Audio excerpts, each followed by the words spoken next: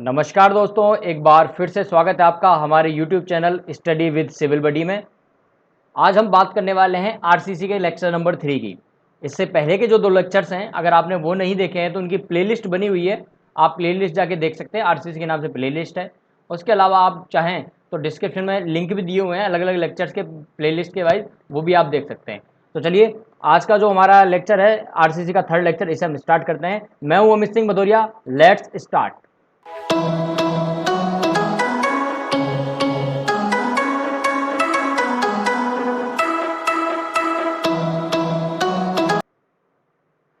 तो ये जो हमारा लेक्चर है 3rd लेक्चर, इसमें आज हम बात करने वाले हैं टेंसाइल स्ट्रेंथ के बारे में।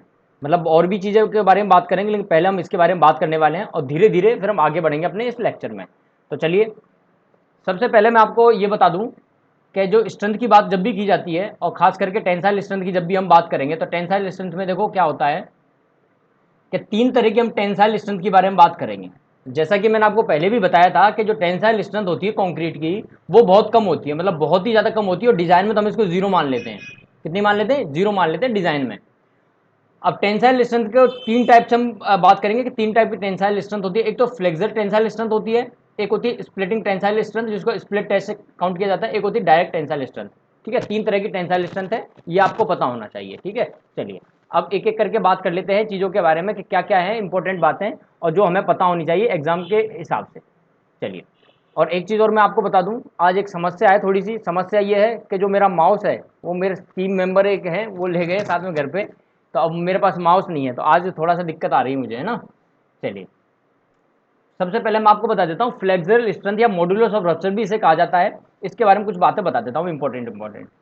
ये चीज़ याद रखना कि इसको मॉड्यूलस ऑफ रप्चर भी कहा जाता है, कि एग्जाम में क्या होता है, आपको डायरेक्टली फ्लेक्सुरल स्ट्रेंथ नहीं बोलेगा। ठीक है, आपको डायरेक्टली बोलेगा मॉड्यूलस ऑफ रप्चर। तो आपको समझ जाना है कि मॉड्यूलस ऑफ रप्चर जो होता है वो फ्लेक्सुरल स्ट्रेंथ ही होती है, टेंसाइल स्ट्रेंथ का ही एक रूप है। पहली इंपॉर्टेंट बात तो ये समझ लीजिए कि फ्लेक्सर टेंसाइल स्ट्रेंथ जब आपको कैलकुलेट करनी होगी किसी भी मेंबर की, किसी भी कंक्रीट के मेंबर की, तो वहां पर क्या होता है कि ये जो स्ट्रेंथ आती है बेंडिंग की वजह से। किसकी वजह से? बेंडिंग की वजह से। मतलब फ्लेक्सर क्या है? फ्लेक्सर का मतलब होता है बेंडिंग। क्या होता है फ्लेक्सर का? बेसिकली मतलब क्या होता है? बेंडिंग होता है। अगर आपका मेंबर है, ये मेंबर, और ये मेंबर क्या हो रहा है, अगर ये बेंड हो रहा है, और बेंड होने से जो टेंशन डेवलप हो रही है इसमें, ठीक है, और जो उसकी जो स्ट्रेंथ होगी उसे क्या कहेंगे अपन? हम क्या कहेंगे उसे? हम कहने वाले हैं उसको, उसकी ये बेंडिंग स्ट्रेंथ है, या उसकी ये टेंशन में स्ट्रेंथ है, या उसको कहेंगे मॉड्यूलस ऑफ रप्चर, या उसकी फ्लेक्सुरल स्ट्रेंथ। सबको एक ही कहा जाता है, नाम अलग अलग तरीके से हम ले लेते हैं। ठीक है, तो टेक्निकल टर्म है वो क्या है? इसकी फ्लेक्सुरल स्ट्रेंथ है, और दूसरा इसका नाम मॉड्यूलस ऑफ रप्चर है। तो परेशान नहीं होता, हैरान नहीं होना बिल्कुल भी, ये इसका मतलब है। पहली बात समझ में आ गई कि ये बेंडिंग की वजह से डेवलप होती है। दूसरा, जब इस टेस्ट को किया जाता है तो इस तरह का मोल्ड अगर आपने बनाना है, तो ये मोल्ड बनेगा, तो मोल्ड की साइज क्या होगी? ये जो स्पेसिमेन बनेगा, मोल्ड बनेगा, साइज क्या होती है? ध्यान रखना, इसकी 2 साइज हैं। एक तो है 100, 500 mm, और दूसरी जो साइज है वो है 150 और 700 mm। आपके पास में मतलब कि 2 टाइप के मोल्ड हैं, 2 टाइप के आपके स्पेसिमेन है, इन दोनों में से किसी एक का यूज करना है। किसका कब करना है ये समझ लेना। मान लीजिए आप जो एग्रीगेट यूज में ले रहे हो, जो एग्रीगेट है, जो हिंदी में आप कहो, जो डिप्लोमा वाले हो समझ जाना, गिट्टी की बात कर रहा हूं मैं, जो आप क्या ले रहे हो, एग्रीगेट काम में ले रहे हो, अगर उसकी साइज आपकी क्या है, 19 mm से ज़्यादा नहीं है, 19 mm से ज़्यादा नहीं है, तब हम उस केस में क्या करेंगे, 100, 500 mm का स्पेसिमेन यूज में लेंगे। बट अगर आपकी जो साइज है एग्रीगेट्स की वो 19 mm से ज़्यादा हो जाती है, 19 mm से ज़्यादा हो जाती है, तो आप जो लेने वाले हो मोल्ड, वो क्या होगा, 150 और 700 mm का होगा।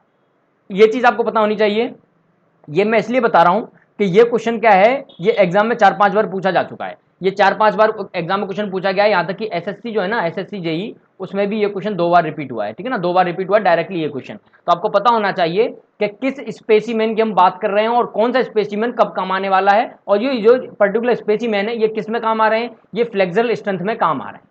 ठीक है, अब क्वेश्चन यहाँ पे ये भी डेवलप हो सकता है कि सर आपने जो साइजेस बताई हैं, 2 साइज बता दी आपने, एक तो 100, 500, एक 150, 700। इसको थोड़ा सा याद करने का क्या तरीका है? याद करने का ये तरीका हो सकता है, मैं कैसे याद रखता हूँ, मैं ऐसे याद रखता हूँ कि 19 mm यानी 19 mm, और 19 mm से कम या ज्यादा, कम की बात हो रही है, यानी छोटा वाला मोल्ड होगा, तो ये क्या है, छोटा मोल्ड है, और 19 से ज्यादा बड़ा मोल्ड है, तो ये बड़ा वाला मोल्ड है। तो छोटे और बड़े से मैं याद रखता हूँ कि 100, 500 और 150 और 700 mm के 2 मोल्ड है। अब क्वेश्चन ये डेवलप हो सकता है आपके माइंड में, बच्चा कोई भी पूछ सकता है, कोई भी मेरा साथी पूछ सकता है कि सर अगर मेरे पास ये लिखा हुआ है नहीं कितने mm की एग्रीगेट है, तब मैं क्या करूंगा? तो एक चीज नोट कर लेना अगर आपको कोई भी साइज नहीं गिवन है एग्रीगेट की, तो उस केस में आपका आंसर होना चाहिए 150, 150, 700 mm।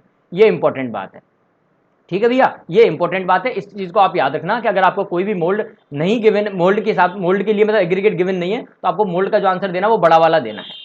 अब बात कर लेते हैं फ्लेक्सुरल स्ट्रेंथ को कैलकुलेट कैसे करना है, इसका फॉर्मूला क्या है। बहुत फेमस क्वेश्चन है, एग्जाम में बहुत पूछा जाता है। इसको FCR से डिनोट करते हैं, यानी FCR से इसको लिख सकते हैं। इसका फॉर्मूला होता है 0.7 अंडर FC के, ये इसका फॉर्मूला है इंडियन के जो कोड हमारा उसके हिसाब से, इंडिया के हिसाब से, यानी आप ये लिख सकते हो IS 456 जो 2000 कोड है, उस कोड के हिसाब से ये फॉर्मूला है। बट अगर हम अमेरिका की बात करें तो अमेरिका में ये फॉर्मूला हो जाता है 0.55 अंडर FC के।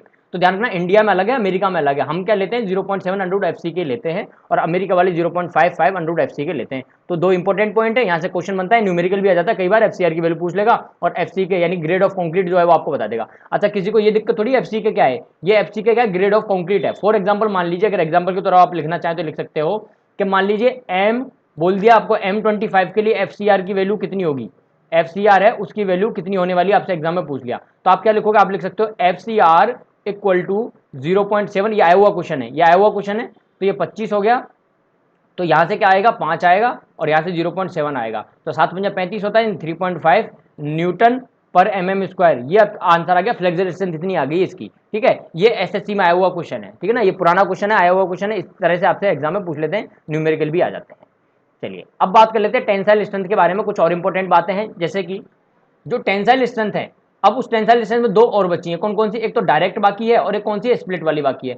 डायरेक्ट वाली जो होती है, उस डायरेक्ट को निकालना थोड़ा सा मुश्किल होता है, क्योंकि अब मैंने आपको बोला कंक्रीट का अगर आपने कोई मोल्ड बनाया और उस पर अगर आप पकड़ के इधर से और यहाँ से खींच रहे हो तो बहुत जल्दी टूट जाएगा, ब्रेक हो जाएगा बहुत जल्दी। क्यों, क्योंकि उसकी टेंसाइल स्ट्रेंथ बहुत कम है। तो इसको क्या है, इनडायरेक्टली निकालने के लिए हम क्या करते हैं, स्प्लिट टेंसाइल टेंस जो टेस्ट है वो काम में ले लेते हैं। स्प्लिट टेस्ट जो होता है उसमें क्या किया जाता है कि आपका जो मोल्ड है उसको क्या करते हैं हम, उस मोल्ड को कैसा बनाया जाता है, उसको बनाया जाता है सिलेंड्रिकल।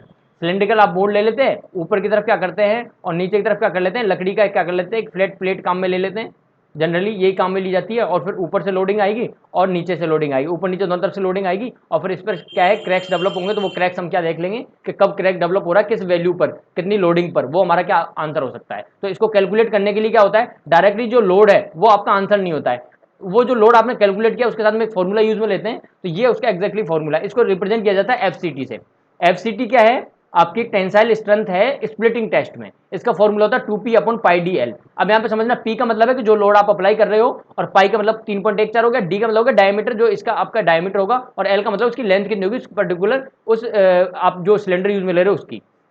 अब यहाँ पे एक जनरल फॉर्मूला, ये जनरल थिंग है, ये जनरल स्टडी पर करने पर आया है कि जो FCT जो होता है यानी कि स्प्लिट टेंसाइल स्ट्रेंथ, जो FCR है फ्लेक्सुरल स्ट्रेंथ, उससे लगभग 0.66 टाइम होता है, यानी कि लगभग 66% जो है, लगभग 66% होती है आपकी FCT FCR के कंपैरिजन में। फॉर एग्जांपल आप ये मान सकते हो कि अगर आपका 100 न्यूटन पर mm² क्या है, ये आपका FCR है, ये क्या है आपका FCR है, तो FCT कितना हो जाएगा, FCT हो जाएगा आपका 66 न्यूटन पर mm²। ये मैं कहना चाहता हूँ, ठीक है, ये मैं कहना चाहता हूँ। तो जो डिप्लोमा वाले बच्चे हैं उनको मैं एक चीज बता दूं कि मैं जो बोलता हूं वो हिंदी में बोल रहा हूं प्योर, आपके सामने थोड़ी सी इंग्लिश लिखी हुई है तो कोऑपरेट कीजिए, और बाकी आगे चल के मैं व्यवस्थाएं कर रहा हूं कि आपको हो सके तो हिंदी में चीजें प्रोवाइड की जाए, है ना। चलिए अब एक और एक चीज एग्जाम में पूछी जाती है, पूछा जाता है इनका ऑर्डर कि कौन बड़ा है कौन छोटा है। तो इसका ऑर्डर याद रखना, सबसे बड़ा होता है FCK, FC के बाद में आता है FCR, और फिर FCT आता है, फिर FDT आता है। FDT का मतलब होता है डायरेक्ट टेंसाइल स्ट्रेंथ। क्या होता है, डायरेक्ट टेंसाइल स्ट्रेंथ। जो डायरेक्ट टेंसाइल स्ट्रेंथ है वो होती है आपकी FDT। जनरली FDT की वैल्यू कितनी होती है, एग्जाम में पूछ लेते हैं, तो डायरेक्ट टेंसाइल स्ट्रेंथ होती है लगभग 0.5 times two 0.625 time of the FCR होती है। तो यानी कि आप देख सकते हो कि FCK जो है उस FCK से बना था 0.7 अंडर FCK, और ये क्या था आपका, ये था आपका FCR, ठीक है ना। तो यानी इसका इससे छोटा कौन बना, FCR बना, और फिर FCR से भी क्या बना 0.66 ऑफ FCR बना, और ये क्या था आपका, ये बेसिकली था आपका FCT। और यहाँ पर भी हमने फिर ये बोल दिया कि जो FCT के बाद में FDT आएगा वो होगा लगभग 0.5 से 0.625 तक, वो आपका FCR का टाइम होगा, ये कौन होगा, FDT होगा। यानी कि FDT का मतलब डायरेक्ट होगा, यानी आप समझ सकते हो कि ये पूरा का पूरा प्रोसेस है। तो एक ही स्लाइड में, एक ही पेज में मैंने सबको रिलेट कर दिया है, और ये मान के चलिए इस स्लाइड से 8 से लेके 10 क्वेश्चन पूछे गए हैं एग्जाम में, इसी स्लाइड से इस स्लाइड में जो भी लिखा हुआ है ना, इससे 8 से 10 प्रीवियस ईयर एग्जाम्स में क्वेश्चन पूछे गए। तो जो भी मैं पढ़ा रहा हूँ बहुत सिलेक्टेड डेटा पढ़ा रहा हूँ, मतलब ये मान लीजिए जो भी मैं बता रहा हूँ वो बहुत ज्यादा इंपॉर्टेंट बातें हैं, फालतू की बातें मैं आपको बता ही नहीं रहा हूँ जो कम काम की हैं, ठीक है। इसके अलावा कई लोगों का रिप्लाई आया है मेरे पास में, कई लोगों का मैसेज आया है कि सर जो आप पढ़ा रहे हो क्या वो सफिशियंट है जेई लेवल एग्जाम्स के लिए। तो भैया कोई भी जेई लेवल का पेपर हो, ठीक है ना, चाहे वो राजस्थान जेई का हो, एसएससी जेई हो, यूपी में जेई हो, कहीं भी हो, कहीं पर भी जेई का पेपर हो, उसके लिए ये सफिशिएंट है, और इतना सफिशिएंट है कि आपको टू द पॉइंट चीजें मिल रही हैं। इसके अलावा ये कोर्स क्या है, अधूरा है, जैसा मैंने कहा था आपको। अगर इस कोर्स के साथ में आपने IAS 456 की जो मेरी समरी है उसको अगर आपने नहीं देखा है तो ये कोर्स अधूरा है। और दूसरी बात, जब आपने ये दोनों चीजें कर ली हैं उसके बाद मैं क्वेश्चंस करवाने वाला हूं, फिर वो आपको MCQ जो हैं वो भी आपको देखने हैं। क्या ये इसलिए देखने हैं MCQ, क्योंकि कई क्वेश्चन ऐसे होते हैं जिनका क्या होता है थ्योरी में वो नहीं कवर हो पाते हैं, उनको डायरेक्टली क्वेश्चन के थ्रू कंसेप्ट जो है क्वेश्चन के थ्रू कवर किया जाता है। तो MCQ भी आप देख लेना अगर आपके पास में टाइम है तो, अगर नहीं है टाइम तो कोई बात नहीं, लेकिन जितना अभी मैं पढ़ा रहा हूँ उतने थ्योरी लेक्चर तो एटलीस्ट आप देखो, ठीक है। तो ये इंपॉर्टेंट बात है जो मैंने आपको यहाँ बता दी है, एग्जाम में ये क्वेश्चन पूछे गए हैं, ये इंपॉर्टेंट है, ये पूछा गया है, ये पूछा गया है, सारे क्वेश्चन क्या है रिपीट हुए, कई बार एग्जाम में कुछ क्वेश्चन क्या है पूछे गए। आपको ऑलरेडी पता है कि जेई लेवल के जितने भी पेपर्स होते हैं उनमें जो चीजें पूछी जाती है वो लो लेवल की होती है as compare gate and ES, ठीक है ना। तो आपसे छोटे चीजें पूछी जाएंगी, लेकिन वो चीजें आपको क्या है याद रहनी चाहिए, और कोर्स से काफी ज्यादा चीजें पूछी जाती हैं। अब यहाँ पर क्या होता है, एक क्वेश्चन काफी बार देखने को मिला है एग्जाम में, स्प्लिट टेस्ट से आपसे ऐसा पूछा जाता है कि स्प्लिट टेस्ट में जो मोल्ड है वो मोल्ड कैसा यूज में लेते हैं। तो मोल्ड देखने को आपको मिल रहा होगा, इंपॉर्टेंट है, ये सिलेंड्रिकल मोल्ड है, और इस सिलेंड्रिकल मोल्ड में जो लोडिंग लगाई जाती है, जनरली क्या लगता है लोगों को जिन्होंने नहीं पढ़ा है, जो पहली बार पढ़ रहे हैं उनको बता रहा हूँ, जो पुराने स्टूडेंट्स हैं उनको तो ऑलरेडी पता है, उनको लगता है कि सिलेंडर को इस तरह से रखे ऊपर नीचे से लोडिंग लगाई जाती होगी, लेकिन ऐसा नहीं होता। इसमें क्या है, लेंथ वाइज लोडिंग लगाई जाती है, डायमीटर के अलोंग, डायमीटर के अलोंग लोडिंग लगाई जाती है, और इस तरह से फिर क्या होता है इसमें क्रैक्स डेवलप होते हैं, यहाँ से फिर हम इनको मेजर कर लेते हैं, देख लेते हैं। अब देखो यहाँ पर ये क्या है, वुड का है ना, वुड का, लकड़ी की ये फ्लैट है, यहाँ पे फ्लैट प्लेट यूज में ले रहे हैं बॉटम में और टॉप में लकड़ी की, ठीक है ना, ये यूज में ली जाती है। क्यों यूज में ले जाती है, अगर इसको हम यूज में नहीं लेंगे तो यहाँ पे क्या स्ट्रेस कंसंट्रेशन डेवलप होगा, तो यहाँ से क्या होगा ये जल्दी क्रैक डेवलप हो जाएगा। तो ये क्या है, स्ट्रेस का जो डिस्ट्रीब्यूशन है वो प्रॉपर हो सके नीचे, तो इसलिए क्या है यहाँ पे लकड़ी की फ्लैट प्लेट जो है ये हम काम में ले लेते हैं, ठीक है। तो ये चीज समझ में आ रही होगी शायद। चलिए अब देखो, किसी बच्चे ने क्या है कि लाइक कर दिया तो एक्स्ट्रा चीजें फिर उसको बतानी पड़ेंगी, है ना। तो अगर कोई लाइक करता है ना तो मैं उसको एक्स्ट्रा चीजें बताने की कोशिश करता हूँ फिर। चलिए आप ये चीज ध्यान रखना, फ्लेक्सुरल जो स्ट्रेंथ है ये इंपॉर्टेंट है। फ्लेक्सुरल जो स्ट्रेंथ है आपकी, यानी कि FCR की जिस रिलेशन में मैं ये चीज बोल रहा हूँ, फ्लेक्सुरल स्ट्रेंथ आपकी लगभग 15% होती है आपकी कंप्रेसिव स्ट्रेंथ के। ध्यान रखना, कंप्रेसिव स्ट्रेंथ के लगभग ये 15% के आसपास होती है, और जो आपकी डायरेक्ट टेंसाइल स्ट्रेंथ होती है अप्रोक्सीमेटली वो 10% के आसपास होती है। ध्यान रखना, मैं डायरेक्ट टेंसाइल स्ट्रेंथ को 10% बोल रहा हूं और फ्लेक्सुरल स्ट्रेंथ को मैं लगभग 15% बोल रहा हूं, और इन दोनों को अगर आप कंबाइन कर दो तो आप ये कह सकते हो कि जो टेंसाइल स्ट्रेंथ है वो टेंसाइल स्ट्रेंथ लगभग 10 से लेके 15% के आसपास होती है। एग्जाम में ये क्वेश्चन पूछे गए। इसके अलावा आपको 10 से 12% भी देखने को मिल जाएगा, या आपको 12% भी देखने को मिल जाएगा। तो ये डेटा क्या है, क्वेश्चन के हिसाब से फिर आपको आंसर करना है। मान लीजिए एग्जाम में लिखा हुआ है 12% ऑप्शन है, तो 12% करेक्ट कर दो, 15% तो 15% करेक्ट कर दो, 10% तो 10% करेक्ट कर दो, जो ऑप्शन हो ऑप्शन के हिसाब से आपको डील करना है। मान लीजिए आपसे फ्लेक्सर के बारे में पूछा तो आपको 15 करना है, डायरेक्ट के बारे में पूछा है तो 10% है ना, तो फ्लेक्सर और डायरेक्ट टेंसाइल बोला गया है तो आपको देखना है कि आंसर में क्या दिया हुआ है, 15 है या 10 है, फिर वो आपको करेक्ट करना है। जब हम क्वेश्चन करेंगे तो 4-5 क्वेश्चन ऐसे पूछे गए हैं तो वहां पर और ज्यादा क्लियर हो जाएगा, लेकिन ये डेटा याद रखना है आपको 10 से और 15% के बीच में वेरी करते हैं ये वैल्यूज। इसके अलावा जो फैक्टर होते हैं आपके मेटल फैक्टर ऑफ सेफ्टी जो होते हैं वो कंक्रीट के लिए 1.5 होता है और स्टील के 1.15 होता है। बेसिकली ये LSM का कंसेप्ट है, LSM आगे चल के हम पढ़ेंगे, लेकिन ये इसके साथ में यहाँ पे क्या है पूछ लिया जाता है कई बार, इसलिए मैंने इसको यहीं पर ऐड कर दिया है। आगे चल के WSM LSM के बारे में हम बात करेंगे तब आपको और बेटर समझ में आएगा ये फैक्टर्स क्या है, किस तरह से वर्क करते हैं, LSM में कौन से फैक्टर है, WSM में कौन से फैक्टर है, ठीक है। चलिए आगे बात कर लेते हैं हम कि जब भी कंक्रीट की बात होगी, RCC की बात होगी, है ना, तो RCC के लिए क्या कंक्रीट की प्लेसिंग की जाती है। कंक्रीट जो है उसको पर्टिकुलर मोल्ड जो मतलब आपने जैसे कॉलम है तो कॉलम के लिए आप शटरिंग वगैरह प्रोवाइड करोगे और वहां पर क्या हो फॉर्म वर्क प्रोवाइड किया जाएगा, सब कुछ किया जाएगा, तो वहां पर क्या प्लेसिंग भी की जाती है कंक्रीट की। तो कंक्रीट की जब प्लेसिंग की जाएगी तो वहां प्लेसिंग में एक इंपॉर्टेंट फैक्टर आता है वर्केबिलिटी।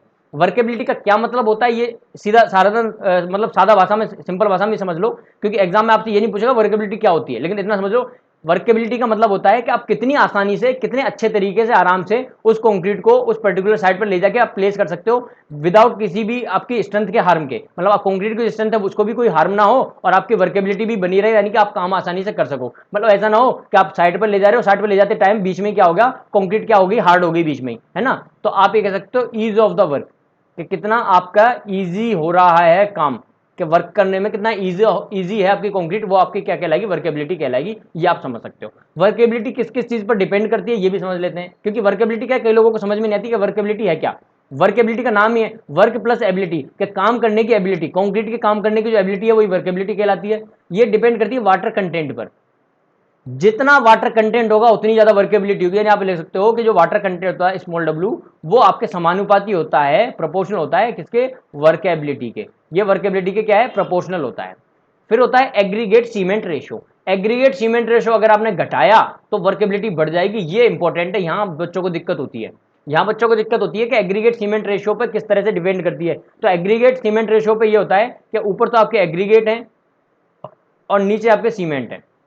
मान लीजिए क्या किया कि एग्रीगेट तो उतने ही हैं, आपने एक्स्ट्रा सीमेंट डाल दी, सीमेंट ज्यादा डाल दी और सीमेंट डाल दी, होगा क्या कि ये जो वैल्यू है ये वैल्यू क्या हो जाएगी, घट जाएगी, कम हो जाएगी। ये वैल्यू कम हो गई तो वर्केबिलिटी क्या हो जाएगी, ये वर्केबिलिटी क्या हो जाएगी, बढ़ जाएगी, वर्केबिलिटी क्या इंक्रीज हो जाएगी। आप इसको ऐसे भी समझ लो कि वर्केबिलिटी बढ़ क्यों रही है, क्योंकि देखो सीमेंट बढ़ गया, सीमेंट बढ़ गया तो पेस्ट वाला जो एरिया है पेस्ट बढ़ जाएगा। सीमेंट क्या हो जाएगा, सीमेंट का जो पेस्ट है लीन हो जाएगी थोड़ी सी, और वो पेस्ट बढ़ जाएगा। उससे क्या आप और ज्यादा टाइम तक और अच्छे से आप क्या कर सकते हो, डील कर सकते हो, वर्क कर सकते हो। नेक्स्ट है फिर आपका शेप ऑफ एग्रीगेट। एग्रीगेट की जो शेप होती है इस पर भी डिपेंड करता है। अगर आपकी एग्रीगेट की जो शेप है, यानी कि जो गिट्टी आपने काम में लिया है वो क्या हो, अगर वो राउंड हो तो बेटर वर्केबिलिटी मिलती है। गोल कलर की आपने गिट्टी काम में ली है तो क्या मिलेगा आपको, बेटर वर्केबिलिटी मिलेगी। लेकिन ध्यान रखना कि जो रोड कंस्ट्रक्शन किया जाता है वहां पर ये गोल कलर की जो आप एग्रीगेट है ये यूज में नहीं लेते हो, चाहे वर्केबिलिटी कितनी भी बढ़िया दे, ठीक है ना। क्यों नहीं लेते हैं, क्योंकि उसका कारण मैं आपको जब और आगे ट्रांसपोर्टेशन जब हम बात करें तब मैं बताऊंगा। लेकिन अभी आप इतना याद रख लो कि रोड कंस्ट्रक्शन में इसको काम में नहीं लेते। रोड कंस्ट्रक्शन में एंगुलर वाली काम में ली जाती है ना, जो होती है ना एंगुलर इस टाइप की, एंगुलर टाइप की, वो काम में ली जाती है, ठीक है ना। वो मैक्सिमम सबसे हमारे लिए बेस्ट होती है, वहां पर इंटरलॉकिंग का वो होता है कंसेप्ट, वो काम में आता है। तो बेस्ट जो हमारे रोड के लिए होती है वो कौन सी होती है, वो होती है आपकी एंगुलर। ये ध्यान रखना, यहाँ पे गलती नहीं करनी, एग्जाम में कई बार पूछ लेते हैं। फिर बात करते हैं सरफेस टेक्सचर की। सरफेस टेक्सचर का मतलब ये है कि आपकी जो एग्रीगेट है वो उसका सरफेस चिकना है या खुरदरा है, कैसा है, रफ है या स्मूथ है। तो स्मूथ जो होगा वो ज्यादा वर्केबिलिटी आपको प्रोवाइड करेगा। इसके अलावा एडमिक्सर जो होते हैं, एडमिक्सर ये है कि एडमिक्सर अलग अलग टाइप के होते हैं, वर्केबिलिटी को बढ़ा भी सकते हैं, घटा भी सकते हैं, स्ट्रेंथ को कम भी कर सकते हैं, बढ़ा भी सकते हैं। तो एडमिक्सर तो डिपेंड करता है उसकी प्रॉपर्टीज पर। टेम्परेचर का ध्यान रखना, टेम्परेचर से भी एग्जाम में क्वेश्चन पूछा जाता है। टेम्परेचर से ये पूछा जाता है कि जो टेम्परेचर है, अगर मैंने टेम्परेचर इंक्रीज कर दिया तो वर्केबिलिटी पे क्या इफेक्ट पड़ेगा। तो टेम्परेचर और वर्केबिलिटी क्या उल्टे होते हैं। तो टेम्परेचर अगर आपने इंक्रीज किया तो वर्केबिलिटी घट जाएगी। एग्जैक्टली क्या होता है, एग्जाम में क्वेश्चन ऐसे भी पूछे जाते हैं कि आपको बोल दिया जाएगा कि वर्केबिलिटी के लिए इनमें से कौन सा ऑप्शन रॉन्ग है या राइट है, और चार बातें आपको लिखी मिलेगी। ये जो चार स्टेटमेंट हैं इनमें से कोई तीन स्टेटमेंट सही मिल जाएंगे, गलत मिल जाएगा, ये तीन गलत एक सही मिल जाएगा। राइट और रॉन्ग के बारे में कई बार ऐसा एग्जाम में पूछा जाता है। अगर आपने एसएससी की प्रीवियस ईयर क्वेश्चन किए हैं तो आपको बहुत क्वेश्चन ऐसे देखने को मिले होंगे। चलिए अब बात कर लेते हैं सेग्रीगेशन के बारे में, कि जो सेग्रीगेशन है ये क्या है। सेग्रीगेशन क्या है, सेग्रीगेशन का मतलब सिर्फ इतना सा है कि आपने कंक्रीट का पेस्ट बनाया और उस कंक्रीट के पेस्ट में से जो कोर्स एग्रीगेट हैं वो उस पेस्ट से थोड़ा सा बाहर आने की कोशिश कर रहे हैं, यानी अलग अलग थलग जा रहे हैं। अलग थलग जा रहा है कि ये उनका ग्रुप था, ये साथ में थे, और कंक्रीट में जो एग्रीगेट है वो साइड में एक तरफ हो गए और बाकी का पेस्ट क्या है एक तरफ हो गया। तो ऐसा कुछ चांसेस होता है, तो उसको कहा जाता है सेग्रीगेशन। ध्यान रखना, कोर्स एग्रीगेट अगर अलग हो रहे हैं तो उसको सेग्रीगेशन कहा जाता है। अब ये ध्यान रखना, आईएस कोड के हिसाब से, आईएस 456 के हिसाब से ये कहा गया है कि आईएस कोड के हिसाब से, जैसे मान लीजिए कि आपने यहाँ पर मोल्ड बनाया है और इसमें क्या है कंक्रीट आपको फिल करनी है, ठीक है ना। यहाँ पे क्या है कंक्रीट फिल करनी है आपको, तो कंक्रीट की जो प्लेसिंग की जाएगी, कंक्रीट को जो यहाँ से इसमें डाला जाएगा, प्लेसिंग की जाएगी, तो कंक्रीट की जो प्लेसिंग है उसकी जो हाइट है, ये जो हाइट है, ये हाइट क्या है 1.5 मीटर जो है ये मैक्सिमम हाइट है। इससे ज़्यादा आपको हाइट नहीं लेनी, अवॉइड करना है। अगर आप इससे ज़्यादा हाइट लेते हो तो सेग्रीगेशन हो सकता है उस केस में। लेकिन एक बार क्या है, एसएससी में क्वेश्चन पूछा गया था, एसएससी जेई में प्रीवियस ईयर में, पुराना टाइम का क्वेश्चन है, उसमें जो ऑप्शन दिए हुए थे उनमें उन्होंने 1 मीटर को आंसर माना था, 1.5 को नहीं माना था। तो ये क्या है, ये बहुत पुरानी बात है। उस समय पे क्या है कि हमारे पास में क्या है, ना तो आरटीआई का कुछ इतना ज़्यादा पता था, ना रेट का इतना ज़्यादा पता था, ना मोबाइल इतने ज़्यादा थे, कुछ इतनी सुविधाएं नहीं थी। तो उस समय क्या आवाज़ नहीं उठाई गई। लेकिन आज के पेपर में अगर क्वेश्चन आता है तो आपको 1.5 मीटर ही आंसर करना है और जाके कोड दिखा देना उनको कि भैया लो कोड में लिखा हुआ 1.5, तो आंसर क्या होगा 1.5 होगा। क्यों होगा, IS 456 में जो भी चीजें लिखी गई हैं आरसीसी के हिसाब से वो क्या है, वो करेक्ट हैं, उन्हीं के हिसाब से हमारा इंडिया में जितना भी काम होता है कोड के हिसाब से ही होता है। इसको बेटर आप समझ सकते हो इस इमेज के थ्रू। इमेज में देख सकते हो आप कि देखो यहां पर क्या है, ये एग्रीगेट्स जो है एग्रीगेट्स अलग दिख रहे हैं बिल्कुल, और इनमें क्या है, इसकी वजह से क्या हो गया कि वर्ड्स वगैरह बन गए हैं। देखो आपको यार रेनफोर्समेंट दिखाई दे रहा है, तो कास्टिंग क्या है, कितनी गंदी वाली कितनी खराब वाली कास्टिंग भी आप खुद देख सकते हो यहाँ पर, ठीक है। दूसरा इसमें अगर आपके सेग्रीगेशन हो रहा है तो सेग्रीगेशन से आपको पता है वर्ड्स वगैरह डेवलप हो जाएंगे, और आपको मैंने बताया है कि 1% जो वर्ड है, इस 1% वर्ड से क्या है स्ट्रेंथ में क्या होता है, 5% जो स्ट्रेंथ है वो घट जाती है, डिक्रीज हो जाती है। तो कॉम्पैक्शन वगैरह प्रॉपर नहीं हो पा रहा है या सेग्रीगेशन हो रहा है, उस केस में ये आपको देखने को मिलता है, ठीक है। तो ये चीज समझ में आ गई कि सेग्रीगेशन जो है, सेग्रीगेशन क्या होता है, और सेग्रीगेशन से बचाना है तो आपको 1.5 मीटर से आपको वैल्यू क्या रखनी पड़ेगी, कम रखनी पड़ेगी। अब हम क्या करते हैं, अब हम चलते हैं आगे और अब हम बात कर लेते हैं थोड़ा सा ब्लीडिंग के बारे में, कि जब ब्लीडिंग है वो ब्लीडिंग क्या होती है और ये इसका क्या कंसेप्ट है। जो ब्लीडिंग क्या है, ब्लीडिंग सिर्फ इतना है, ये समझ लीजिए कि आपने कंक्रीट का पेस्ट बनाया और कंक्रीट के पेस्ट में से जो वाटर है वो वाटर वो क्या है, पानी जो है वो अलग जा रहा है, उस पूरे मटेरियल में से पानी अलग लगाने की कोशिश कर रहा है, तो उसको कहा जाता है ब्लीडिंग। अब ब्लीडिंग को याद रखने का तरीका ऐसे, ब्लीडिंग का मतलब ऐसा लग रहा है खून है ना, ब्लड समझ में आ रहा है, ब्लड है, तो ऐसे कंक्रीट जो है उस कंक्रीट में ब्लड क्या है, ब्लड के रूप में कौन काम कर रहा है, पानी काम कर रहा है, तो ब्लड बाहर निकल रहा है यानी कि पानी बाहर निकल रहा है। तो ये इस इमेज के थ्रू आप देख सकते हो, देखो ये प्लेसिंग की गई यहाँ पर फ्लोर पर, तो देखो ये पानी है, पानी ऊपर आ गया है, यहाँ पर पानी दिख रहा है ना ऊपर, ऐसे यहाँ पर भी आ रहा है, तो ये पानी क्या है, अलग ही आ रहा है। तो ये अलग जो पानी दिख रहा है, ये रीजन क्या है इसका, ये अलग ही पानी निकल के बाहर आ रहा है, इसका काम है क्या है, ब्लीडिंग की वजह से ऐसा हो रहा है।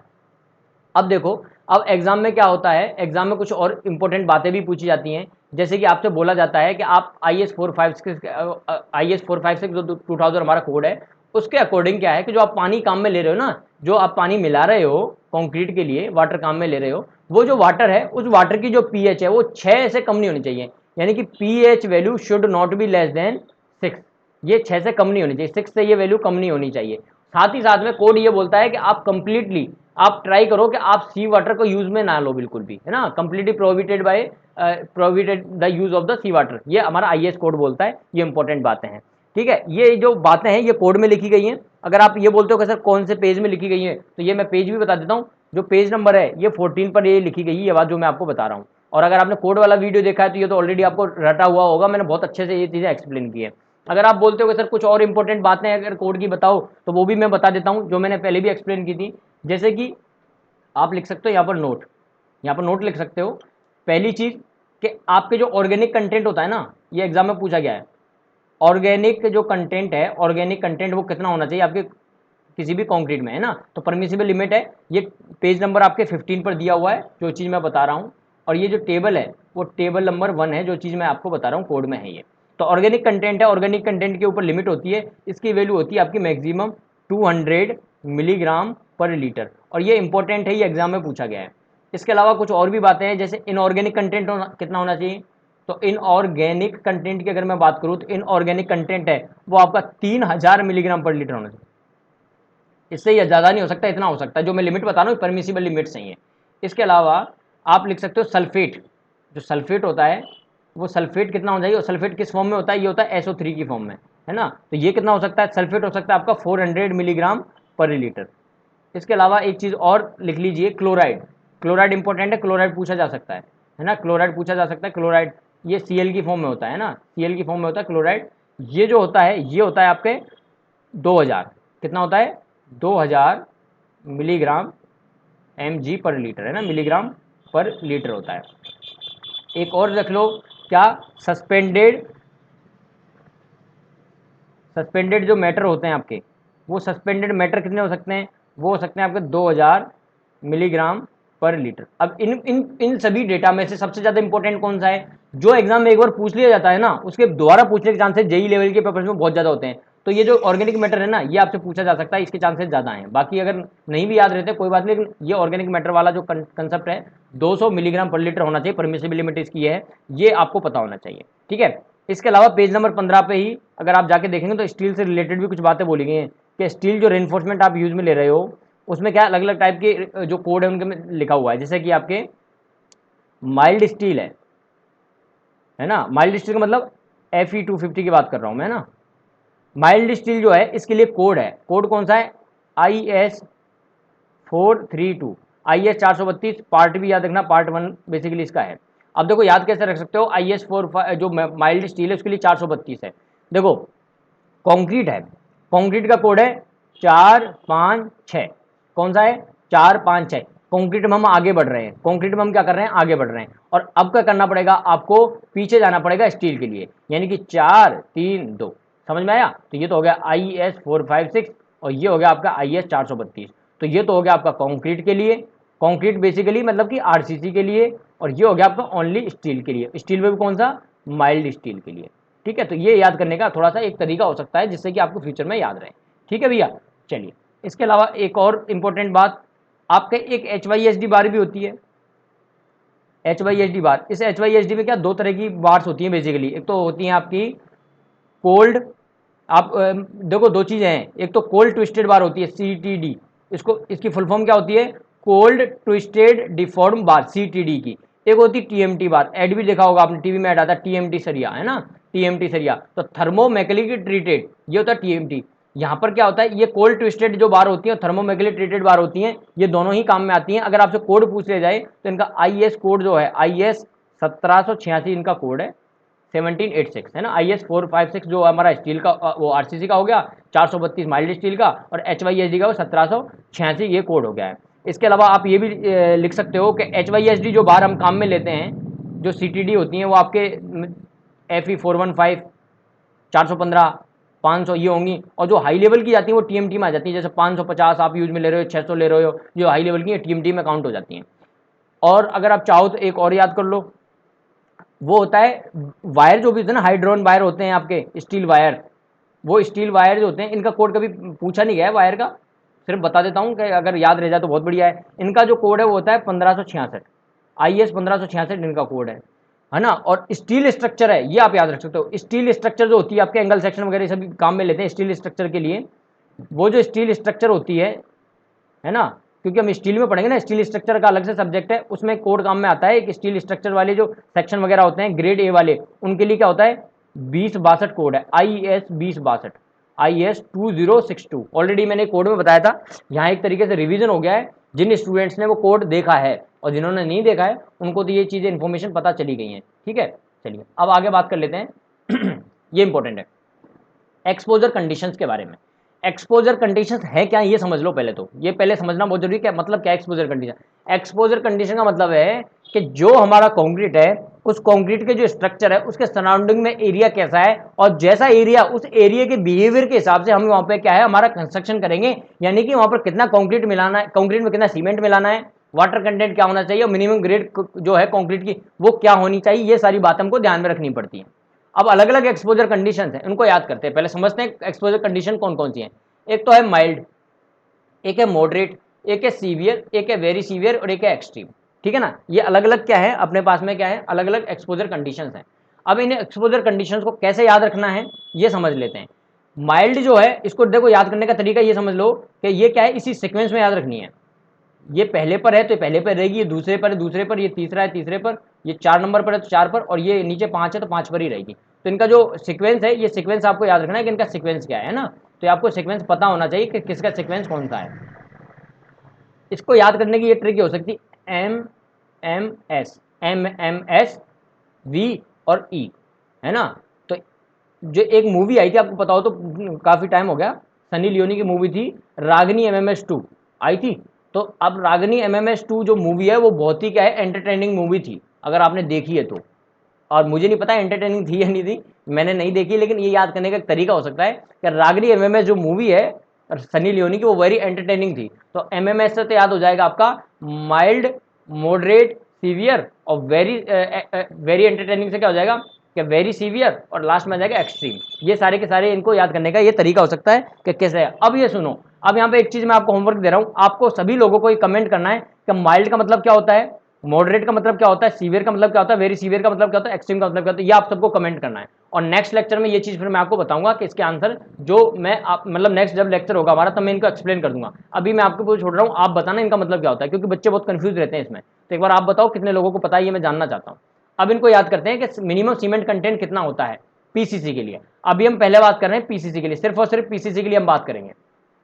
मिनिमम सीमेंट कंटेंट होता है 20 240, 250, 260 और 280, हर अलग अलग एक्सपोजर कंडीशंस के लिए। याद करने का तरीका क्या करना, यहाँ 20 बढ़ा देना, पहला याद रखना, फिर 10 बढ़ाना, प्लस 10 करना, ठीक है, फिर प्लस 10 करना और फिर वापस से प्लस 20 कर देना। तो ये याद करने का तरीका है, पहला वाला याद रख लो और ये याद रख लो कितना कितना बढ़ाना है, नीचे वाले अपने आप आते चले जाएंगे।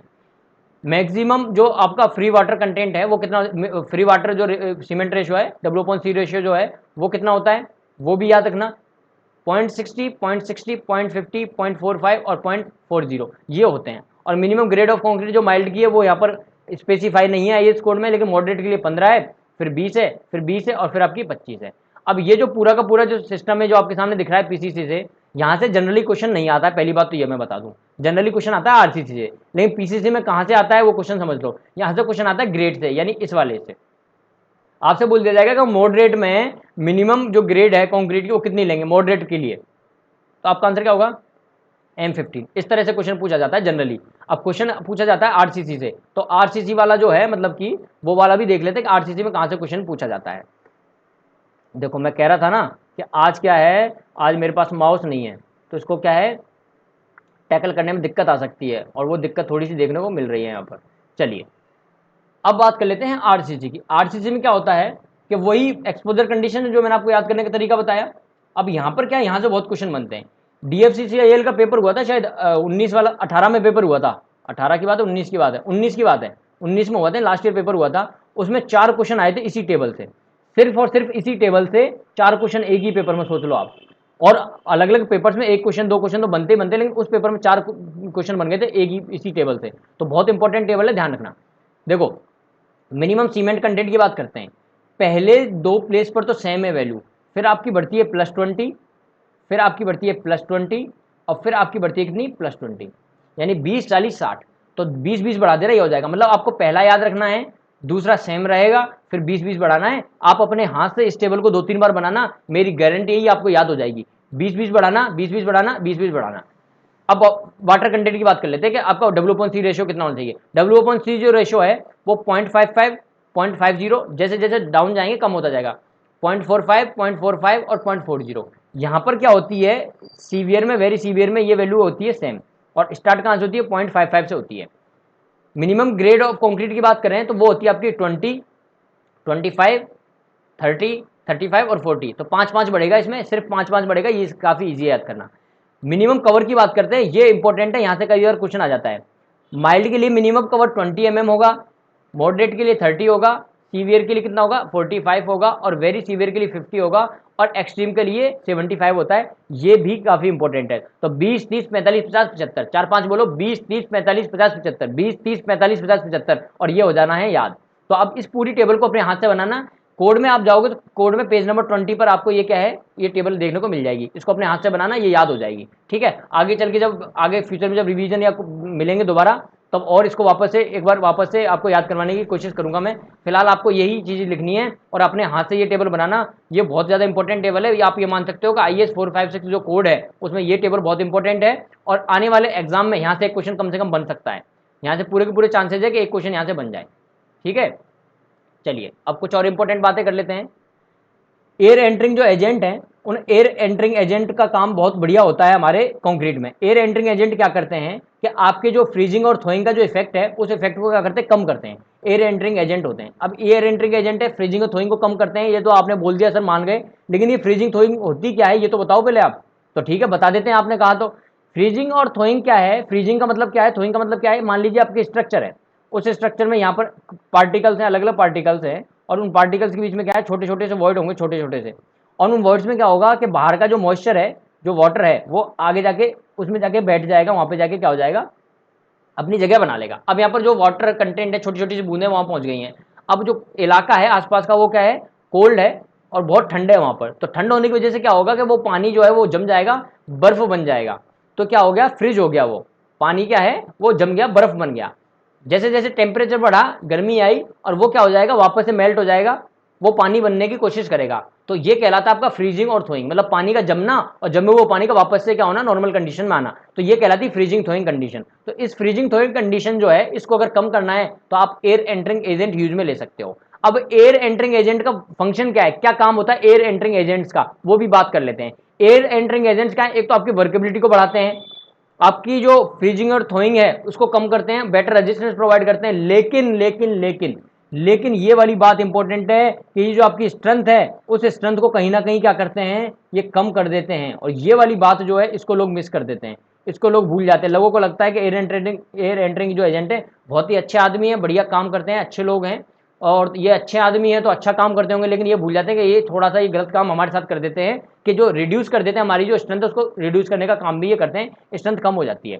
ठीक है, स्ट्रेंथ इनकी कम हो जाती है, तो हम ट्राई करते हैं एयर एंटरिंग एजेंट्स का यूज वहीं करें जहां फ्रीजिंग और थ्रोइंग का केस आ रहा हो। अगर आप ये सोचो कि वर्केबिलिटी बढ़ानी है, एयर एंटरिंग एजेंट यूज में ले लो, तो उस केस में क्या अवॉइड करने की कोशिश करते हैं, क्योंकि इनसे स्ट्रेंथ क्या हो जाती है, कम हो जाती है। अब एयर एंटरिंग एजेंट कितना यूज में लेना ये कैसे पता चलेगा, ये हमको पता था IS 456 पेज नंबर 18, वहां पर टेबल बनी हुई है, वहां पर लिखा है कि अगर आपकी नॉमिनल साइज ऑफ एग्रीगेट है अगर वो 20 mm है तो आपके जो एयर एंटरिंग एजेंट है उनको आप लगभग 5 ±1% में आप यूज में ले लो, मतलब कि या तो 4% काम में ले लो, ठीक है, 5 में से 1 माइनस कर दिए, या फिर 6% काम में, यानी 4 से 6% के बीच में आप काम में ले लो, ठीक है ना। तो जो टोटल वॉल्यूम है उसका लगभग 4 से 6% के आसपास आप एयर एंटरिंग यूज में ले लो। अगर 40 mm है तो आप ले लो 4 + -1, यानी कि 3 से लेके आप 5% तक आप ये यूज में ले सकते हो एयर एंटरिंग। तो ये 5 ± और 4 ±। अब 4 से याद रखना 40 आ रहा है तो 4 और यहाँ पर भी 4, इस तरह से याद रखना, मैंने यही तरीका याद रख रखा है, कंफ्यूजन ना हो। तो 40 mm में 4 आ रहा है 40 में, तो यहाँ पर भी 4 आना चाहिए, 4 ± 1। पेज नंबर 18 पर ये टेबल जो है ये गिवन है, तो ये आप याद रखना, ये काफ़ी इंपॉर्टेंट है। ठीक है, चलिए, और ये जो PDF है ये भाग रही है अपनी फुल स्पीड में, अब इसको रोकेगा कौन, अरे भाई रुक जाओ। देखो ये होता है, देखो माउस चला गया है मेरा, माउस जाने की वजह से ऐसा होता है, देखो, है ना। अब देखो टेप जो PDF है वो अपने आप ही भाग रही है। चलिए, हमारा जो स्थान है उस स्थान पर पहुंचने की कोशिश करते हैं, जो टॉपिक पढ़ना है हमको, ठीक है। तो ये है, अब नेक्स्ट टॉपिक है ना, आगे कूच करते हैं। अब आगे जो इंपॉर्टेंट बातें हैं उनके बारे में ये याद रखना है कि जब सी वाटर का केस होगा, ठीक है ना, समुद्र जो पानी है उसकी बात होगी, तो वहाँ पर ध्यान रखना, वहाँ पर जो आपको सीमेंट काम में लेनी है वो सीमेंट काम में लेनी है पोर्टलैंड स्लैग सीमेंट, ठीक है। और पोर्टलैंड स्लैग सीमेंट अगर नहीं है तो फिर आप कौन सी ले सकते हो, पोर्टलैंड पोजोलाना सीमेंट भी काम में ले सकते हो। तो ये इंपॉर्टेंट बात है कि सी वाटर में आपको ये सीमेंट्स काम में लेनी है, ये सीमेंट आप काम में ले सकते हो। कौन बोल रहा है ये बात, ये IS 45/2000 ये बात बोल रहा है। देखो RCC जो है ना, RCC का ये हमारा बेस चल रहा है, मतलब हम जो मोटा मोटी जो बातें हैं जो एग्जाम में पूछी जाती हैं और जो हमें पता होनी चाहिए वो बातें हम कर रहे हैं फिलहाल, है ना। जो रियल RCC है, यानी कि जो डिजाइनिंग वाला पार्ट है, वो डिजाइन तो अभी हमने स्टार्ट ही नहीं किया है। RCC की जो डिजाइन है वो तो अभी स्टार्ट होगी, LSM की बात करेंगे, WSM की बात करेंगे, वो हम बाद में बात करेंगे इन चीज़ों को डिस्कस करने के बाद में। अभी क्या चल रहा है, अभी वो बातें चल रही हैं जो आपको एग्जाम के पॉइंट ऑफ व्यू से आपको पता होनी चाहिए, जहाँ से मैक्सिमम क्वेश्चंस बनते हैं। और इन चीज़ों को लोग क्या कर देते हैं, लेफ्ट कर देते हैं, छोड़ देते हैं, और लोग क्या करते हैं सिर्फ LSM WSM कॉलम बीम और ये पढ़ के चले जाएंगे, ज़्यादा से ज़्यादा फुटिंग पढ़ लेंगे, लेकिन ये चीज़ें छोड़ देते हैं। ये चीज़ें छोड़नी नहीं, क्वेश्चन मैक्सिमम यहीं से बनते हैं, ठीक है। एक और बात इंपॉर्टेंट कि जो RCC वर्क अगर आप काम में ले रहे हो तो RCC में minimum grade of concrete M30 होगी, जबकि PCC में क्या होगी, M20 होगी। ये वेरी वेरी इंपॉर्टेंट है, यहाँ से 5 या 10 बार ये क्वेश्चन पूछा गया है, 5 से लेकर 10 बार ये क्वेश्चन पूछा गया है अलग अलग एग्जाम्स में, और ये बहुत इंपॉर्टेंट है। आप अदर किसी भी स्टेट का पेपर उठा के देख लीजिए और उसकी हिस्ट्री चेक कीजिए। क्या भाई, जैसे राजस्थान JEE की बात करता हूँ मैं, तो राजस्थान JEE का पुराने पेपर्स उठा के देखना 5-10 साल के, उनमें ये क्वेश्चन आपको जरूर मिल जाएगा, जरूर मिलेगा। मतलब हर जगह पे ये क्वेश्चन पूछा गया है कि मिनिमम ग्रेड जो है कंक्रीट की वो कितनी होगी अगर आप RCC की बात कर रहे हो तो M30, और PCC की बात कर रहे हो तो M20 होगी, ये इंपॉर्टेंट है। इसके अलावा अगर आप सी वाटर की बात कर रहे हो तो सी वाटर में जो एक्स्ट्रा कवर प्रोवाइड किया जाता है मेंबर में वो कितना होता है, तो इसका आंसर है 40 mm। ये SSC का क्वेश्चन है, अब यहाँ पे डिबेट हो सकती है, ये डिबेट वाला पॉइंट है, ये SSC का क्वेश्चन है। अब अगर आप बुक्स में जाके देखोगे तो इसका आंसर आपको मिल सकता है 25 mm, कई जगह इसका 20 mm ही है ना, 20 mm या 25 mm आंसर मिलेगा, अधिकतर इसका क्या आंसर 25 mm बोलते हैं लोग। अब मेरे हिसाब से मेरे हिसाब से क्या है इसका आंसर, मेरे हिसाब से इसका आंसर है 40 mm, और उसको मैं बता भी सकता हूँ ये मेरे हिसाब से ऐसा क्यों है, उसका मैं प्रूफ भी दे सकता हूँ। उसका प्रूफ मैं इस तरह से दे सकता हूँ कि आप एक ISSP 34 नाम से कोड है, वो ISSP 34 नाम का कोड डाउनलोड करना इंटरनेट से, नहीं हो कमेंट करना, मतलब मैसेज करना पर्सनली, मैं आपको लिंक प्रोवाइड कर दूंगा, ये इंस्टॉल करना, ये डाउनलोड करना। इसमें आई थिंक पेज नंबर 29 है, एग्जैक्टली मुझे याद नहीं, लेकिन हाँ शायद पेज नंबर 29 ही है। और कौन सा पेज है जिसपे आपको कवर प्रोवाइड कर रखे हैं, स्लैब का कवर कितना होगा, कॉलम का कवर कितना होगा, बीम का कितना होगा, वो कवर वगैरह के बारे में बात कर रखी है। उनके साथ में उन्हें भी एक पॉइंट दे रखा है कि अगर आपका सी वाटर की बात हो रही है, सी वाटर में जो आपका कोई भी मेंबर है तो उसमें जो एक्स्ट्रा कवर आपको प्रोवाइड करना है वो 40 mm होना चाहिए, लेकिन ये वैल्यू 75 mm से ज्यादा नहीं होनी चाहिए किसी भी केस में। मतलब ऐसा नहीं है कि मान लीजिए आपने पहले कवर प्रोवाइड कर रखा था 45 mm का और अब आप बोल रहे हो कि 40 mm और प्रोवाइड करो, तो ये तो कहाँ हो गया, ये तो 85 हो गया। तो 85 कभी भी प्रोवाइड नहीं किया जा सकता है। कवर की ध्यान रखना, जिंदगी में याद रखना एक बात, कवर की मैक्सिमम लिमिट 75 mm होती है। 75 mm से ज्यादा कभी भी कवर प्रोवाइड नहीं किया जा सकता है। गांठ बांध के रख लेना ये वाली बात, ठीक है। तो ये वाली बात याद रखना, 75 mm से कभी भी ज्यादा नहीं होता है। तो ये 40 mm एक्स्ट्रा प्रोवाइड किया जा सकता है। और ये मैं बता रहा हूँ किस बेस पर, IS 34 SP जो 34 है आपका IS कोड, उसके बेसिस पर मैं बता रहा हूँ। लगभग पेज नंबर 29 पर ये आपको मिल जाएगा। और हो सकता है मैं गलत भी हूँ, कोई मैं ये नहीं बोल रहा कि ये चीज पत्थर की लकीर है जो मैंने बोला है, मैं सिर्फ वो बता रहा हूँ जो कोड में लिखा हुआ है। जो कोड में लिखा है वो बता रहा हूँ, क्योंकि मैंने भी इतनी ज्यादा RCC की रिसर्च की नहीं है, ठीक है ना। तो ये चीज मैं वो बता रहा हूँ जो कोड में लिखा हुआ है। तो जो चीज मुझे पता है उतनी मैं मैक्सिमम बताने की कोशिश कर रहा हूँ। और आप भी रिसर्च कर सकते हो, आपके कॉन्टेक्ट में जो भी फैकल्टीज है उनसे आप एक बार कॉन्टेक्ट जरूर करना इस बारे में।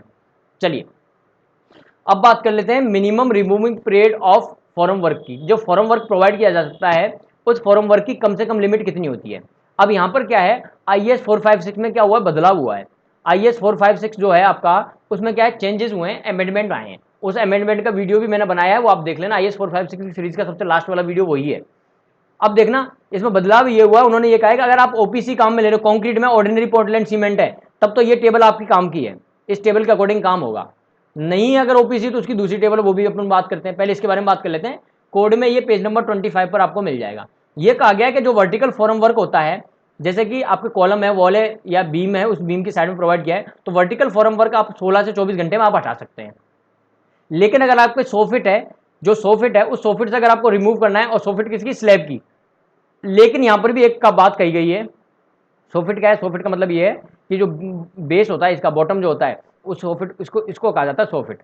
इमेज के थ्रू मैंने क्या, पिक्चर के थ्रू मैंने कोड में एक समरी वहां पर एक्सप्लेन किया था, वहां से और बेटर आप देख सकते हैं। अभी सिर्फ इतना समझ लो कि ये होता है आपका बॉटम जो होता है, स्लैब जो है, इसको आपका बोलते हैं, इसको बोलते हैं 100 फीट। तो यहाँ पर जो है आपने क्या किया, इस फॉर्म वर्क को रिमूव किया, लेकिन आपने प्रॉप को दोबारा लगा दिया। प्रॉप मतलब कि जो बल्ली फंटे, बल्ली वगैरह लगे होते हैं ना, जैक्स बोलते हैं इंग्लिश में, जैक्स बोलते हैं, वो जो जैक हैं वो आपने वापस से लगा दिए। वो आपको क्या करने हैं, तो propped refix immediately after removal of formwork, यानी कि रीफिक्स कर दिए।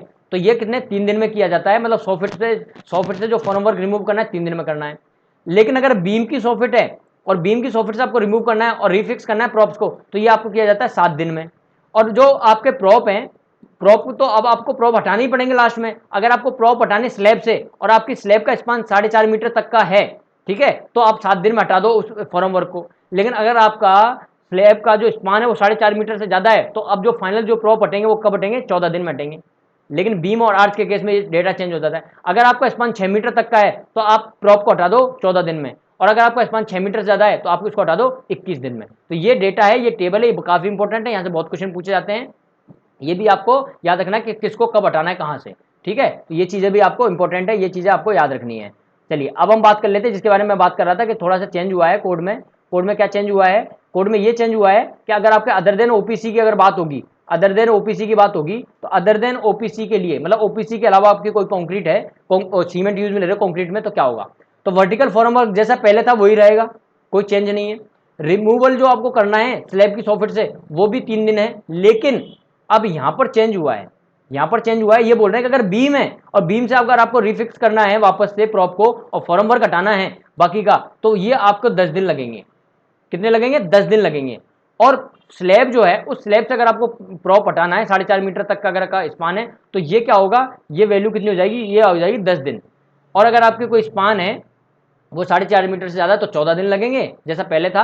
और स्पान अगर 6 मीटर तक का है बीम या आर्च में, तो 14 दिन लगेंगे। और अगर आपका स्पान 6 मीटर ज्यादा है तो आपको 21 दिन लगेंगे। बाकी के सब सेम है, लेकिन ये 2 डेटा हैं, ये आपको थोड़ा सा याद रखना है, ये थोड़े से चेंज हो गए हैं, ये डेटा आपको याद रखना है। तो जो पहले 7 दिन थे, अब वो 7 दिन खत्म कर दिए गए। हम 7 जो है, अब हम 7 नहीं रहेंगे, अब हम दिखाएंगे 10 का दम, और अब आ जाएंगे 10 दिन, 10 का दम से आ जाएंगे 10 दिन।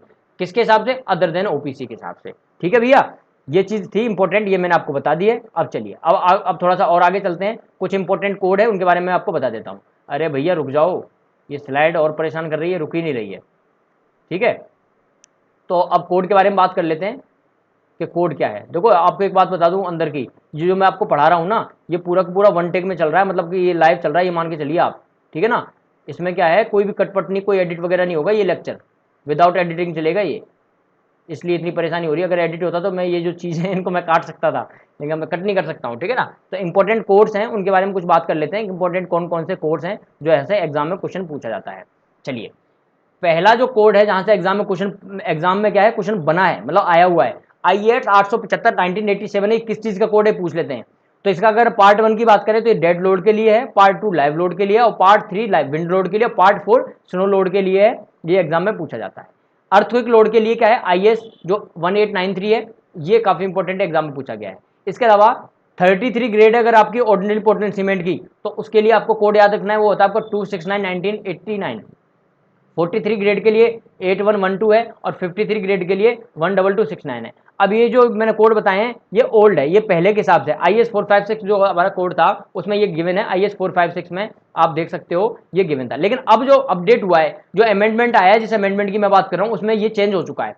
अमेंडमेंट में ये कहा गया है कि IS 269 जो ये ना 1989, अब ये चेंज हो गया, अभी आ गया 2015, और इस 2015 में 33 43 53 सारी ग्रेड को इसी में इंक्लूड कर दिया। मतलब आपके लिए अच्छा हो गया, जहां आपको 3 कोड याद करने पड़ रहे थे अब सिर्फ एक कोड याद रखना है, क्या 269 याद रखना। इस 269 में ही तीनों की तीनों ग्रेड हैं, यानी कि 33 भी इसी में, 43 भी इसी में, और भैया 53 भी इसी में। तो ये आपके लिए थोड़ा अच्छी बात हो गई है कि आपको कोड जो है वो एक कोड कम याद करना पड़ेगा। चलिए, अब कुछ और इंपॉर्टेंट बातें, कुछ और इंपॉर्टेंट कोड उनके बारे में बात कर लेते हैं। जैसे कि आपके जो एग्जाम में क्या है, कई बार कोड के बारे में क्वेश्चन पूछा जाता है ना, तो एग्जाम में क्या है कोड आपको पता होना चाहिए, कौन सा कोड कहाँ पर किस काम में आता है। IS जो है आपका 455 वो पोर्टलैंड स्लैग सीमेंट के लिए, 1489 पार्ट 1 पार्ट 2 पोर्टलैंड पोजलैंड सीमेंट के लिए, 12600 आपके लो हीट पोर्टलैंड सीमेंट के लिए, 8041 रैपिड हार्डनिंग सीमेंट के लिए, अलुमिना सीमेंट के लिए कौन सा है 6452 है, 6909 क्या है सुपर सल्फेट सीमेंट के लिए, 4926 आपका रेडी मिक्स कंक्रीट के लिए, 4925 कंक्रीट बेच मिक्सिंग प्लांट के लिए, और 1791 जो है वो बेस टाइप के लिए है। और इस स्लाइड में जो भी लिखा हुआ है ना, जितने भी कोड है, ये आज तक कभी पूछे नहीं गए, ध्यान रखना, ये आज तक पूछे नहीं गए हैं, लेकिन मैं इसलिए आपको बोल रहा हूँ, इसलिए सुना रहा हूँ, क्या पता ये कानों में बात बैठ जाए, गलती से अगर क्वेश्चन आ जाए तो थोड़ा बहुत कहीं दिमाग में आ जाए, तो एक दो कोड भी अगर है तो आप एलिमिनेट करके और क्वेश्चन को क्या कर सको, मतलब एलिमिनेट करके एक आध क्वेश्चन को क्या है आंसर, जो एक आध क्वेश्चन का उसको आप क्या कर सकते हो, उस क्वेश्चन का आप आंसर कर सकते हो, ठीक है। तो ये कुछ इंपॉर्टेंट बात है जो मैंने आपको बताई। चलिए, अब लास्ट जो स्लाइड है उसको भी देख लेते हैं, जो कोड है वो भी देख लेते हैं। ये इंपॉर्टेंट है थोड़ा सा एनडीटी कंक्रीट के लिए, एनडीटी मतलब नॉन डिस्ट्रक्टिव टेस्टिंग के लिए आपको कौन सा कोड है 13311 कोड है। ये एग्जाम में एक बार पूछा गया, सिर्फ एक बार पूछा गया है, ये काफी बार पूछा गया है, ये इंपॉर्टेंट है कि प्री स्ट्रेस कंक्रीट जो है उसके लिए कौन सा कोड है 1343 1980। ये इंपॉर्टेंट है, ये आपको याद रखना है कि 1343 जो कोड है प्री स्ट्रेस कंक्रीट के लिए। बाकी के माइल्ड स्टील के लिए मैंने बता दिया 432 होता है माइल्ड स्टील के लिए, 1199 method of sampling of concrete के लिए होता है, कितने आपको सैंपल लेने, कितने स्पेसिमेन लेने, इसके बारे में होता है। और फायर सेफ्टी ऑफ बिल्डिंग के लिए 1641 होता है, 1641 होता है। और 383 जो होता है वो कोर्स और फाइन एग्रीगेट के लिए होता है। तो कुछ इंपॉर्टेंट कोर्स है, इनकी जो डेटा था वो मैंने आपको शेयर कर दिया है। तो देखिए, ये आज का जो हमारा जो लेक्चर था ये यहाँ पे समाप्त होता है। तो बहुत बहुत धन्यवाद, और आपसे यही कहना चाहूँगा मैं कि जो आरसीसी का आपको जो पूरा मटेरियल प्रोवाइड किया जा रहा है मेरी तरफ से, इसको आपको अच्छे से पढ़ना है, ठीक है ना, अच्छे से पढ़ना है। कहीं कोई परेशानी आती है, कोई दिक्कत आती है, आप मेरे से कॉन्टैक्ट कर सकते हो, मैं हमेशा अवेलेबल रहूँगा। लेकिन भैया कॉल मत करना, देखो कॉल मत करना, कॉल से परेशानी हो जाती है, आप मुझे मैसेज कर लेना। व्हाट्सअप नंबर आपको दिया हुआ है, टेलीग्राम लिंक है वो ज्वाइन कर लेना, वो मटेरियल मिल जाएगा आपको जो भी मिलना होगा। या फिर आप चाहो तो आप व्हाट्सएप के ग्रुप्स हैं उनमें भी जुड़ सकते हो, मतलब जो भी मेरी तरफ से हेल्प मिलनी होगी वो मैं कोशिश करूँगा आपको प्रोवाइड की जाए, ठीक है। पीडीएफ वगैरह का ये कंसेप्ट है, पीडीएफ के लिए बोल रहे हैं, पीडीएफ मिल जाएगी, लेकिन पीडीएफ मिलेगी पूरा आरसीसी कंप्लीट होने के बाद, और वो भी आपको क्या है कि कुछ ना कुछ आपको उसके लिए अमाउंट देना पड़ेगा, 10 20 50 रुपये। 50 तो बहुत ज़्यादा बोल दिया, इतना ज़्यादा तो मैं लेता ही नहीं हूँ, ठीक है।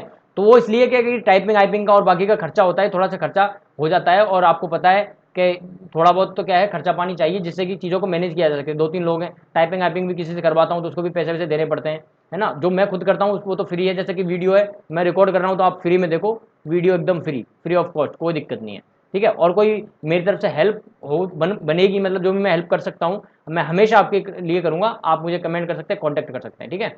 और एक बात याद रखना, कोरोना काल चल रहा है, कोरोना का समय है, तो राहत इंदौरी की जो लाइन है वो याद रखना कि बुलाती है मगर जाने का नहीं, है ना, सुना होगा आपने, बुलाती है मगर जाने का नहीं, उधर भीड़ है उधर जाने का नहीं, है ना। तो जो भीड़ भाड़ वाला इलाका है, जहां भीड़ हो वहां बिल्कुल मत जाना, कोरोना चल रहा है, परेशानी हो जाएगी। तो चलिए मिलते हैं नेक्स्ट वीडियो में पार्ट नंबर 4 में, जहां मैं आपको क्या करने वाला हूं, जहां मैं आपको प्रोवाइड करने वाला हूं पार्ट नंबर 4। और आगे अब हम फर्दर प्रोसीड करेंगे LSM WSM यानी डिजाइन वाले कंसेप्ट में चलेंगे, यानी कि RCC जो है वो RCC अब स्टार्ट होने वाली है। तो बहुत बहुत धन्यवाद, थैंक यू, जय हिंद, जय भारत, जय हिंद।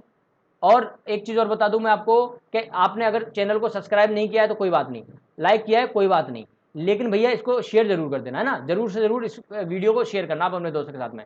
तो बहुत बहुत धन्यवाद, चलिए मिलते हैं नेक्स्ट वीडियो में पार्ट नंबर 4 में। जय जवान जय किसान।